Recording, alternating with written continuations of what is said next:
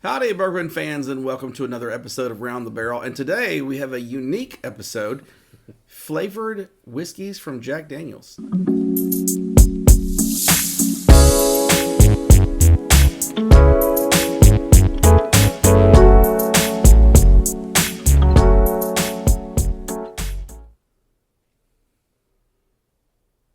And as a Jack lover, today we have with us to sample these Aaron Akagi, Whiskey University.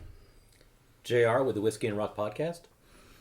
Dennis Jones with Whiskey University, a.k.a. Mr. Handle. Mr. Handle, indeed. And MJ, a Whiskey Commodore from Whiskey University. So, I don't have any of these in Handle, though. I would say that. Okay. Fair enough. Admittingly, we are all not flavored whiskey fans, I think we can safely say. Connoisseurs, anyway. I think I may have like 5 cocktails a year. And I think most of these are made for cocktails. Yeah. I think that's genuinely the concept Yeah. that most flavored whiskeys are really trying to. No one's sitting here drinking these straight for the most part. Except for us. Well, I can feel my sugar going up already from the sweetness of them.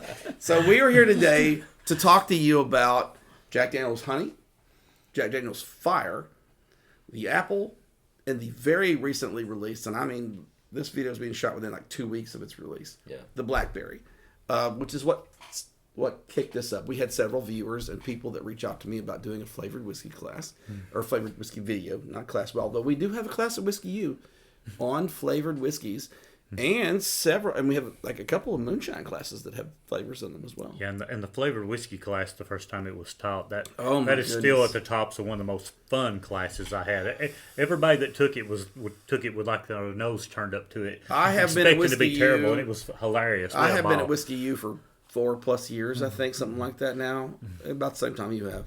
And that class still was one of the most fun classes we ever had. So that's why I agreed, like, hey, let's do a flavored whiskey class. Jeff, JR here, you may have thrown some objections to this. I am. But he is being soldiering it dragged, out. kicking and screaming into this episode. He is soldiering it out for everyone. So we are not natural to flavored whiskeys, admittingly. But we are whiskey guys. And it is the fastest growing part of whiskey. I mean, it's the fastest growing brand of whiskey. We're seeing a huge growth in flavored whiskeys. And everyone has a line. So talking about Jack Daniels and when it started. So Jack Daniels actually did not have a flavored line until Jeff Arnett was the master distiller there. And he actually did 2 of the selections that we're going to be tasting today. He is responsible for the honey and the fire. Mm-hmm. So he was gone before the apple or the blackberry was released. But he's also responsible for things like 27 Gold. Oh, delicious. It's my favorite line. Right. Jack Daniels. And Sinatra Select, which I think a lot of people consider to be Jack Daniels, some of the top line Jack Daniels stuff. So the base of all this is Old Number 7, which is still remarkable to me today that Old Number 7 with Jack Daniels still has the influence that it has today. Jack Daniels Old Number 7 is recognized worldwide. You can go anywhere in the world, pop up a bottle of Black Label there. Everybody knows where you're from. I mean, I tell people, oh, just here. And you can be in Japan. And the taxi driver is going to know where you're from. That's just factual. It's the way it is. So, again, when Jeff started, Jeff Arnett was the distiller there. They had like 3 selections.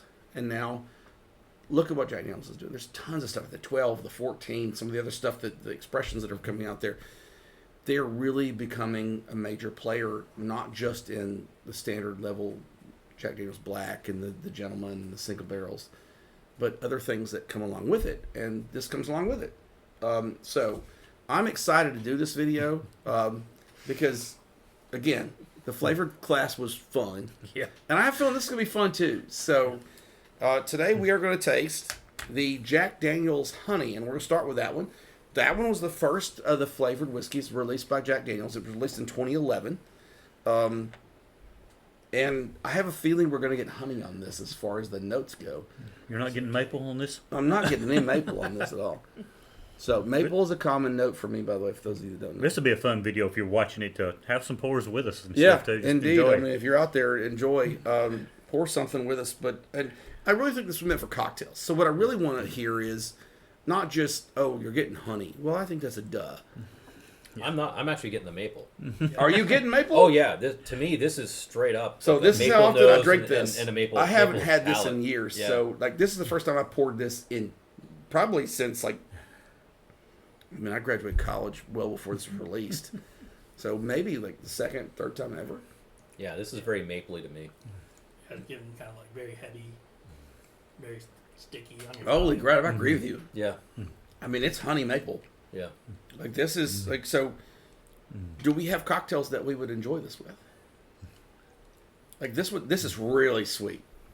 I'm not a cocktail guy, so I'm And not, I I'm not know the person that. to ask about that. I know, and I, Well, I there get are it. a lot of cocktails that use like a honey syrup, Yeah, this is. and this to me, y'all know. I mean, we've talked, and of course we've known each other a long time. I'm more of a high proof person, Yeah. so to me, substituting this for just a straight honey syrup would help keep that proof up instead of bringing it down. Right, but still give you the flavor notes that you're Yes. looking at. So, and none of these are. So these are technically liqueurs. They are not whiskeys. They are not bourbons. Right. They are liqueurs. So a bourbon, it loses a bourbon as soon as you put it in any other cask.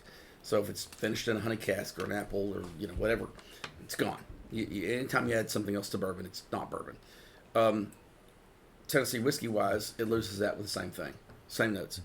But these are liqueurs. They're all 70 proof.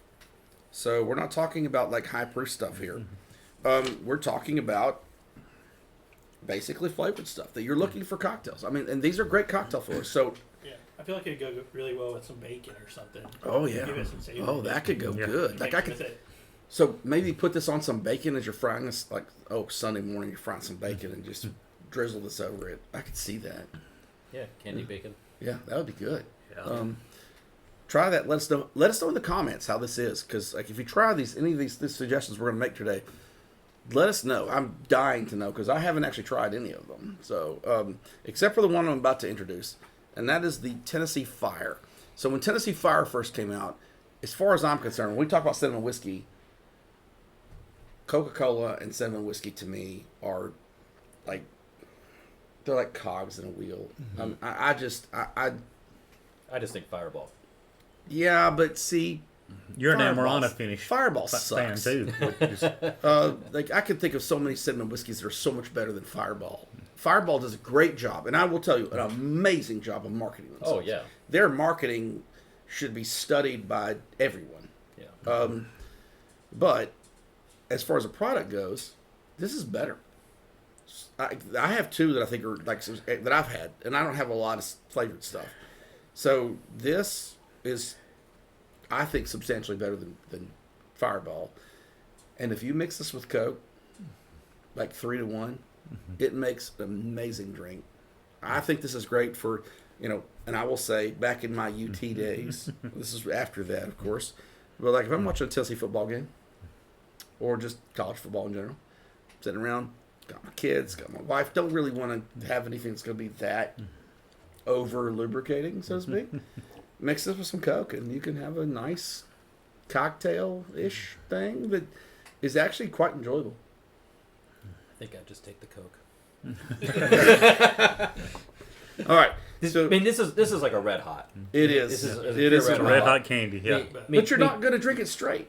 No, but quite frankly, if I was going to have something like this, it's a company called Hard Truth, and they have a lot of I know what you're fantastic talking about. bourbons and ryes, but they also have a whole line of other spirits, and they have a cinnamon, I think it's vodka, that is like this, but just fantastic, really, really good. And they have a whole line of other stuff too. Yeah, and I've had cinnamon. I've had cinnamon drinks from several distilleries I thought were pretty good. There was a distillery in Alabama that I think now was defunct, actually, Black Patch, that did a Heat. It's called Heat, actually, and it's a cinnamon whiskey, and it was outstanding. Yeah.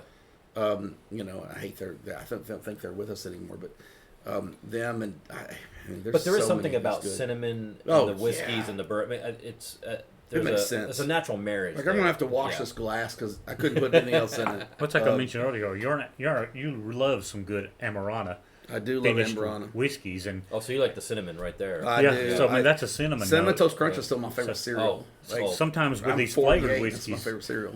you can kind of go over the top where it's just too much of a cinnamon Oh, yeah. bomb. Yeah. And that's where I think that makes it a good mixer.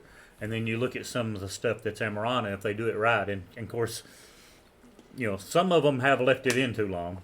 It's too crazy, but this one's kind of nice. Well, and that's easy to overdo. Amber is easy to overdo. Cinnamon's not. Like, I could see, and I get what Jack Daniels was trying to do with fire. Yeah. And about the time it came out, there were other the cinnamons that were hitting the market, and they were being competitive with the market and with their name brand. Jack Daniels being who Jack Daniels is, it makes sense. If you're going to do a flavored whiskey, it makes sense to do a cinnamon, and it makes sense to do. They did a nice job with it. They did. Yeah. I It's a actually think pleasant cinnamon. Yeah, Like, it is. is this something? I mean, like, I couldn't have more than 2 pours of this straight without being like, holy hell. Oh, I this is too think it much. has to absolutely be mixed with This is a something. mixer. Yeah, but absolutely mixer. But I will tell you, I drink this in football season and hockey season with Coke. All the time. It'll keep you warm. And I will tell you, put it in the freezer. Stick it in the freezer. It's better in the freezer. You take it out of the freezer, you mix it like 3-to-1 Coke to Jack Daniel's Fire. It is outstanding. So, moving on from the Fire, they went completely the opposite direction, and we have the Apple, which was introduced in 2019. So about 6 years ago at this point, they did the Apple, and Apple is always one that for me that's because there's so many versions of Apple. You got the sweet, like the Granny Smith versus like a Fuji or something like that as far as the Apple goes. So, and you see so many whiskeys that are releasing an Apple version of it. I mean, I know like Jim Beam has an Apple. I think Elijah Craig has an Apple. They all have an Apple because it works with whiskey naturally. This is a crisp Granny Smith to me. Yeah, it certainly has a Granny Smith flavor to it. It's just to me, it's incredibly like syrupy sweet. Yeah, that liqueur that they add to it is just really just flavor and sugar. Yeah, that's what I get out of this one. So you do a flavored moonshine class. Yeah, that's a fun one. Yeah, and it is fun. And we talk about it. I have been a part of it many times. Stuff too. Well, you had some input on helping us write that Yeah, class. I did. Really fun. And coming from East Tennessee, flavored moonshines are, and I still call it Yankee Shine to this day. I can't help it. Having backwoods shine the way I've had it in my life. To taste some of the stuff that comes out of the Gatlinburg area and things, and to me, it's just dumbed down. But it's to open the door to everyone. Like, not everyone's a whiskey drinker. Not everybody's a bourbon drinker. Not everybody's going to enjoy certain things. So by opening these things up and by allowing more flavor profiles and a lower proof to make it more approachable to more people, you get a wider scope. And let's face it, every distillery out there, everyone wants sales. Because if you don't get sales, you're out of business. Well, you're not going to be able to make the 12, the 15, Right. the 18, 20, 25-year-olds because you're going to be out of business before they age. So these are the things that, these are the things that keep some of these distilleries alive from in their early days especially. Before they're releasing their quality, high-end bourbon products that a narrower group of people are going to enjoy, such as us. I mean, we enjoy, we've just been talking about the latest Master Keep from Wild Turkey Beacon that has been, and it was released yesterday, and it was amazing. I mean, thank you, Scott. That is amazing. That juice, Wild Turkey, that's like a whole new world. Yeah. But, and they don't do any, I don't know, I think they do some flavored, which I mean, Jimmy was, honey, I think, don't they? Jimmy was renowned for saying their wild honey is something he, quote, doesn't want to be remembered for. Well, that honey and the honey sting are still my favorite honeys. And and the honey sting is, if you mix that in about 50% water.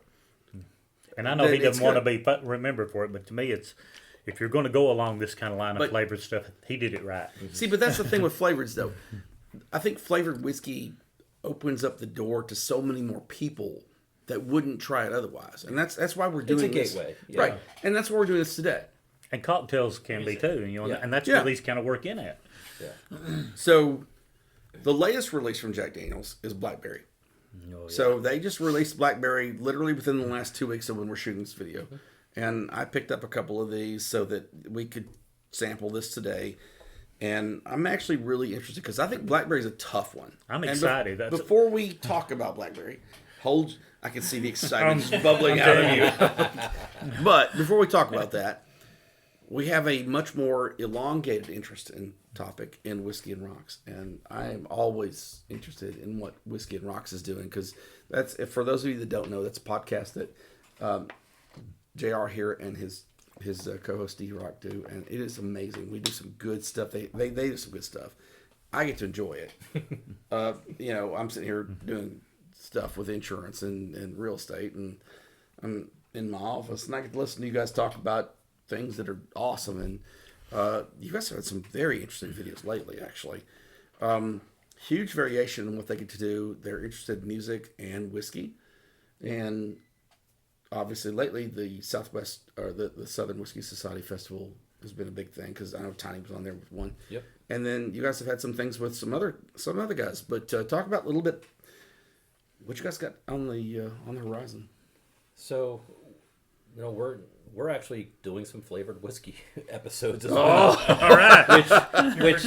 which is It was your idea, So right? this is a good. yeah. Well, No, I know what you're talking about. So. My podcast partner D-Rock, he's a lot more aligned with the flavored whiskeys. He likes some of them, especially some of the peach. Like, he loves like Crown Peach and things like that. And from time to time, a distillery will send us their products. We might be doing a Crown video, and they've got some flavored products, and we have some, and he knows my disdain for those, and so we often have a good time with that, but everything from something as silly as some of those things to everything to interviewing distillers and having some higher end pours and things like that to review and discuss and talk about. We kind of cover the gamut of all things bourbon and whiskey. And they do a good job of it. And if you really want like a broad scope, and you guys get to sample some amazing things from different people that, even some people out, you guys have had people on there are like, who is that? And like, I'm pretty in the market with this stuff, and you guys have had some people on there I've never heard of, and some amazing juice that I never would have even thought about sampling. So yeah, I'm super excited about some of the things you guys have going on. So if you've not, Sirius Radio, whiskeyandrocks.com. Whiskeyandrocks.com, and then anywhere that you get podcasts. So, Apple, Spotify, okay, I guess Google, any of those places that provide a platform for your podcast, we're on there. Yeah. So check out Whiskey and Rocks. They do a great job. Wonderful video series. And without further ado, Jack Daniel's Blackberry. I'm excited about this. I know you are. I couldn't wait to see you. Like you mentioned, you just bouncing out of your skin over here. Teach the moonshine flavor The one thing class. I'll say about these Jack flavored whiskeys is they crush the nose. Oh yeah. I mean, you know from the nose what you're trying. They've done a phenomenal job of getting the nose precisely right. See, and this isn't overwhelming it's definitely blackberry. Yeah. But it's not like This actually reminds me of, when I was a kid, I have two sisters, and they had the strawberry shortcake dolls. yes. And all those dolls had like the Us older hair guys had, will remember had, this had stuff. scent, had smells like scratchy associated. sniff. And the smell of this blackberry reminds me of what a blackberry scented strawberry shortcake doll would have had for their hair. It's that kind of, it's not super strong. It's a little faint. It's there, but it's somewhat pleasant. Yeah, it's pleasant. Yeah. And that's the thing about whiskey. It takes you to a place in your life, a memory. Yeah. Whether it's a flavored whiskey or just a real whiskey and everything. I'm renowned for those guys. Yeah. That's actually one of the things I'm renowned for is moments. Not like when I smell stuff, it takes me to specific moments in my life. Yes. And flavored whiskeys. And I've been a part of your flavored moonshine class now like 3 or 4 times, which he teaches a really good one, by the way, if you get the opportunity. And he does it with a master distiller, so like it's not like you're doing it with someone who doesn't know what they're doing. Yeah. This is a guy who sells tons of stuff, internationally, in fact. So it's fun because you get the fun side and you get the scientific side. You do in this class. You do, and if you get in the university, you get to meet some of these people and some awesome experiences as well. And that leads me to something. Before we give our tasting notes and things on Blackberry, Aaron, you're a fairly new whiskey university instructor, or not instructor yet. Nope. You're still in the class stage. Yeah. So, What has your experience been so far? It's been good. You know, I just finished the certificate. I think it's 4 or 5 classes. So just scratching the surface, just learning the basics of the history, some of the distillers and things like that. Now that I got past that stage, I'm looking forward to getting into some of those deeper classes, the advanced classes, really learning the history, really digging down into some of the unicorn bottles and things like that. I probably won't have them, but I'll get to listen to some of my classmates. You might have a few. Like I said, I might be able to talk my neighbor into giving me a sample. So he's a guy I brought into the university because he lives a street over from me. And, again, I've been a part of Whiskey U now for years. So for you to have recently joined and have such a good experience, that means a lot to me personally. Yeah, I appreciate it. But it just, education-wise, you're learning things that, hey, and I know when I joined the university, learning about the taste and hey, I've had this before. I've drank Jack Daniels and Jim Beam my whole life. Didn't really know the history behind them. And that made a difference for me as far as what I enjoyed. And it allowed me to branch out and try new things and have more of a respect for and an appreciation for things that I was trying. So,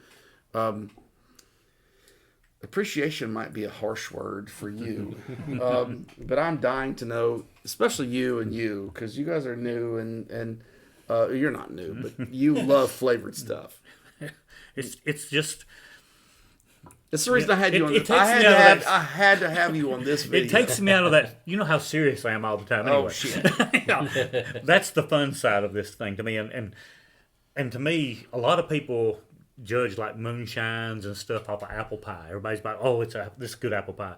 I judge off of blackberry because I think blackberry is so hard to capture and do it right. Because it's so easy to do it wrong, and you get that really strong medicinal note. Oh, I really like this one. I've been wanting to try it because I've been afraid of it.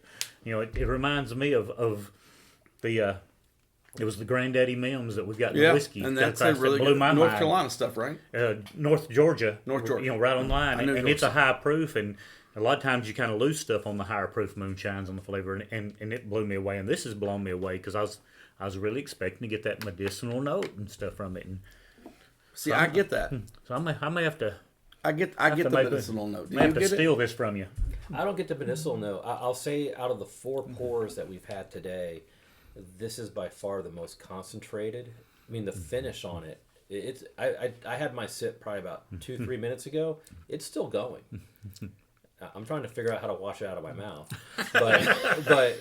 And I am not I don't like blackberry. I know. Anyway. Well, you're not. Regardless You're of what, not a flavored yeah. guy. Regardless of whether it's flavored or not, I'm not that. a blackberry fan. But this. I think if you like blackberry, you're probably gonna love this. Is my guess. So if you're someone who's into flavored whiskeys, flavored moonshines, cocktails. Like, I could easily see this working into a cocktail. Oh, this will stand up to anything. Oh, yeah. I tell you where I'd like this. I'd like to take this and put it in the freezer overnight. I can see that. And then put it over some vanilla ice cream. I could somewhat see that, yeah. Kind of like a blackberry cobbler kind of taste with it, I can kind see of thing. that. You know? Okay. It just comes out super sweet, super heavy, but then towards the end, kind of gets the little tartness in that back of the cheeks right there. Catching those. So really spot on with the blackberry flavor. But again, so these are things that are typically meant as mixers. They're not meant to drink straight. We've had them straight, and obviously you can tell. I'm just curious, really quickly, favorite. It's the blackberry, really. I mean, I was surprised. Probably the blackberry too. Fire. Really? Absolutely. Oh, fire. I guess I'm used to being unique. Anyway, thank you for joining us for this one. These are always fun just because it's stuff that we don't typically drink very often. I think Jack Daniels is doing a good job with their flavored moonshines, or the flavored whiskeys, I guess I should say, not moonshines, but it is below 80%, so technically I guess it's not a whiskey either. No, it's liqueur mixed in with L number Liqueur, 7. yeah. Right, so it's technically a liqueur, so it's not a whiskey really.